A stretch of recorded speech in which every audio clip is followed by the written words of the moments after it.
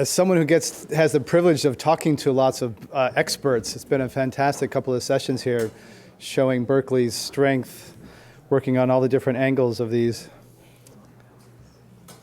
I have a few questions, but I want to really get to you. So I think we have, do we have microphones here? Yes. Oh, we're going to get written questions. Okay. While we're getting written questions, then the first one I had was for Claire, just trying to get a sense of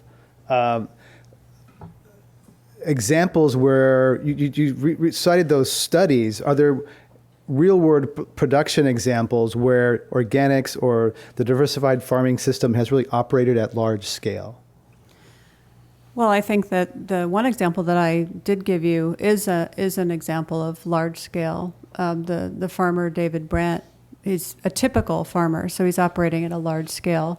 I think that when you think about a fully diversified farming system, such as I put up on, as a conceptual framing, where we're thinking about diversification from the plot to the field all the way up to the landscape scale, that an organic system that's very carefully monitoring all those things, having intercropping, polyculture, cover cropping, hedgerows, all of these different elements. I don't know of many examples that are really large scale, but I do know of some examples. Actually, for example, here in California, Full Belly Farm is about 300 to 500 acres. It's a pretty big farm, and they definitely do that. So, yeah, I guess I do know an example. Okay. Depends what you mean by large scale. Right, and that's often a question of can organic scale, can they feed the world. I wanted to ask Solomon about whether the research you've cited has been noted by police and law enforcement, and is there anything that they can do to sort of predict or anticipate when mercury rises? What do the cops do? What does law enforcement do? Have they read your studies? Yeah, well, in the wake of our publication, we had a lot of communication with various law enforcement related organizations, but the truth is that a lot of this has been known for some time. So one example is that there's an episode of The Wire about it. So I don't know if I hear that you've arrived. Yes. Yeah. So there's an episode where it's a hot day in Baltimore. Thank you. And the police commissioner says, people are going to be a little crazy. Everyone be careful today, and they put more cops. So it's not, now that's kind of like a joke, but there's, qualitatively, it's also, if you go to Shakespeare, for example. So my co-author Mark Kane pointed out to me that the very first scene in Romeo and Juliet is Mercutio talking with his friends saying, should we go to the bar? And they say, oh, it's a really hot day. If we go to the bar, we're bound to get into a fight. So we shouldn't do it. They end up going to the bar. They end up getting into a fight. And the rest of the story is about this family feud related to that initial fight. So casual observation has been pretty powerful historically. And so I think this is used, I think, by some individuals in law enforcement as one of their strategies. And I think law enforcement is one place where taking advantage of a lot of big data sets has been widely adopted actually over a decade ago. So they've been. Question from the audience for Malcolm. There are an increasing number of studies that suggest birth control, oral contraception cause water pollution and have negative effects on fish populations, a food source. How does this fit into your thesis? To the best of my knowledge, female Homo sapiens, cows and all female mammals produce a lot of hormones, and they come out in the urine the same way. They may not be quite as persistent, and I think there are people in the room who know more about that. I do know that the Japanese refused to approve oral contraceptives in about 1990 because they said the hormones would come out in the urine and feminize Japanese fish. A few months later, they approved Viagra, and they never said that Viagra would give sexually excited fish in Japanese rivers.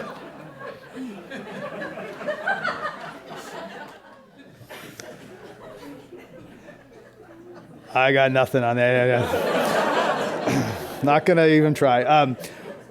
For Claire, what role can the financial services sector, loans, et cetera, play on increasing the creation of organic farms while still creating profit for their firms? So financial service innovation for organics. I think that it's really important for farmers to have access to credit. They need access to land, they need access to inputs, and part of that is access to credit. So it would be incredibly important. It is in the second.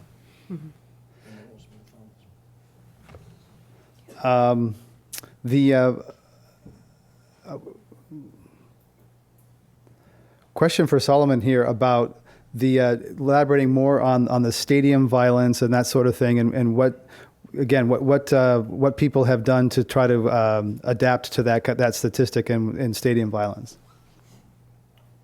To date, I don't know about anyone having taken action on that.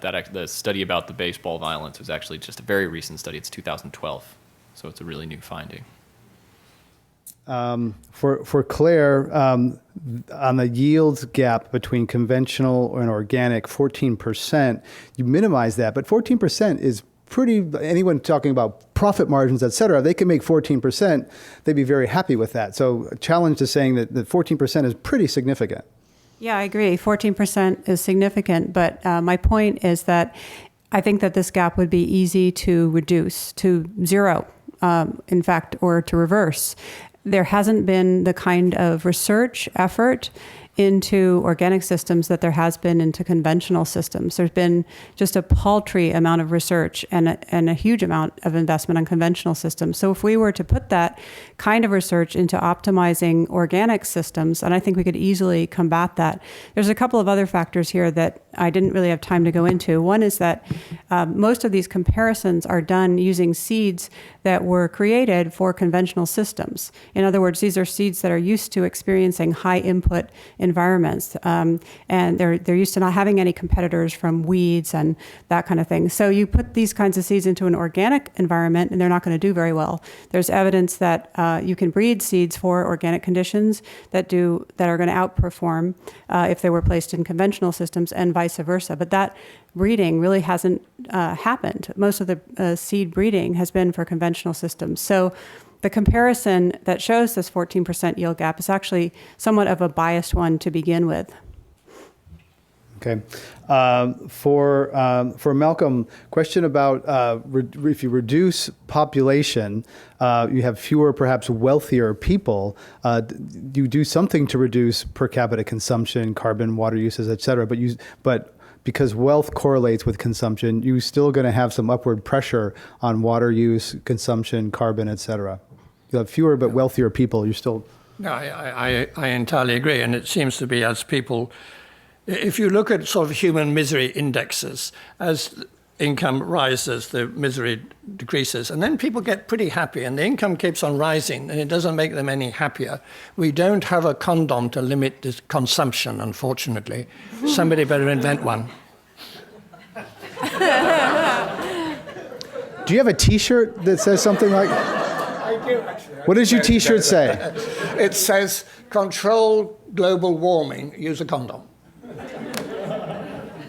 Condoms for carbon, something, yeah, okay, all right, okay. Let's get off of that, yeah.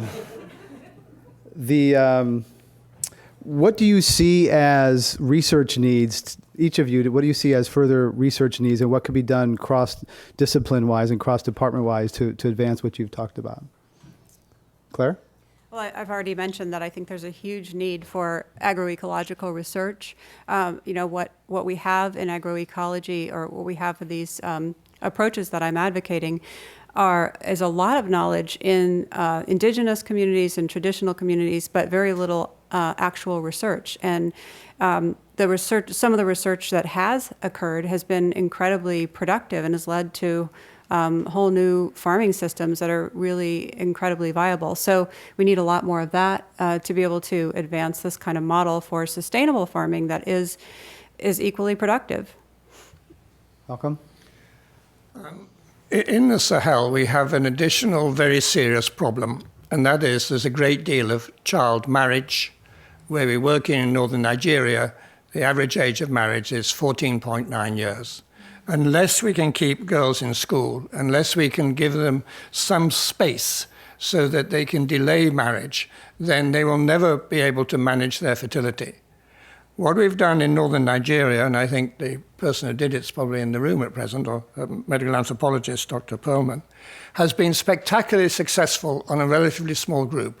What we now need is a random control trial in several areas of different policies for raising the age of marriage, which is and keeping girls in school, which is a wonderful good, quite apart from anything to do with fertility.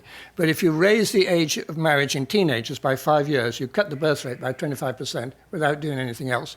What we need to get really statistically valid random controlled studies that we can show to the World Bank, because this is going to be expensive. It might cost $1 billion or $2 to do it throughout the Sahel.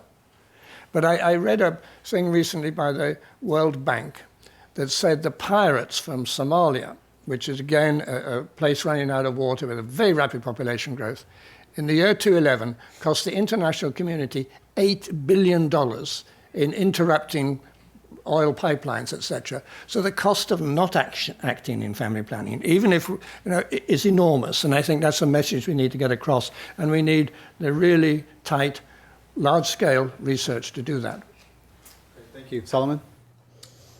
We are trying to understand how it is that the climate generates social conflict, and to sort of get at that, we have to disentangle a large number of mechanisms that we know are going on. So we know that the climate is affecting agricultural production, it's affecting labor markets, it's affecting government capacity, it's affecting human psychology.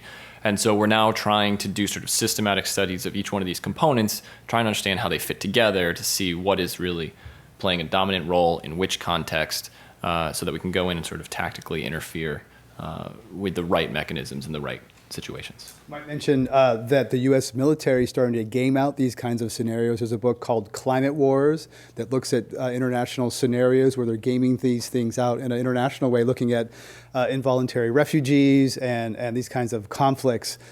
Some pretty dark, it's a pretty interesting book, Climate Wars, that games some of that stuff out. Let's close by asking each of you something that I wrestle with myself, being in the fact dispersal business. A lot of us are under the operate on the premise that more information, more facts, more studies will create more awareness and more action. We've had lots of IPCC studies, lots of research studies. It doesn't seem to be happening. We need a new narrative. So I'm curious your thoughts on what we all could do. In addition, while facts matter, studies matter, but we have a lot of information. There's a lot we don't know, but a lot we do know that is not being acted upon. Chris Field touched on this earlier. Why science hasn't led to more policy, more action? In my field, it's easy, because things to do with sex and reproduction seem to be intrinsically controversial, but also everybody's interested in them. And going back to this absolutely stunning experience in the Islamic Republic of Iran, when the public health people, the demographers, and the economists said, although we're an oil-rich country, we won't be able to educate and employ the younger generations that's coming along. There was a huge religious debate between the conservatives and the liberals, and everybody started talking about family planning. And I think using controversy is very useful. We shouldn't say when there's a climate denial, oh, that's stupid. It is stupid, but we should use it to bring the attention of the media. They always want to see the two sides. So I think building on controversy is something we have to learn to do. A tabloid strategy, okay? Yes. Well, I think that paying attention to these social movements that are happening in food, this is very big. Like sex, everyone's interested in food, so that's another good thing. But the movement that I mentioned, the food sovereignty movement, is a very active, very widespread movement. There's a lot of other movements that I'm sure you've heard about, like the slow food movement, and all kinds of smaller things that are happening. The creation of farmers markets, of food policy councils, of community-supported agriculture, of farm to school, all these kinds of things. There's a lot of emergent movements happening, and this signals that people really want to have an alternative to the dominant industrialized food system, because people are beginning to recognize some of the many problems that it's producing, social problems and environmental problems. And a given individual may be focusing on one thing. They want more healthy food, or they don't like the injustice in the food system, or whatever it is, or the whole gamut. But I think that we need to understand these social movements, and we need to work with them. Becomes part of people's personal life and story. Yeah. Solomon, anything to close? I think that I try to push people to really internalize the facts that we know.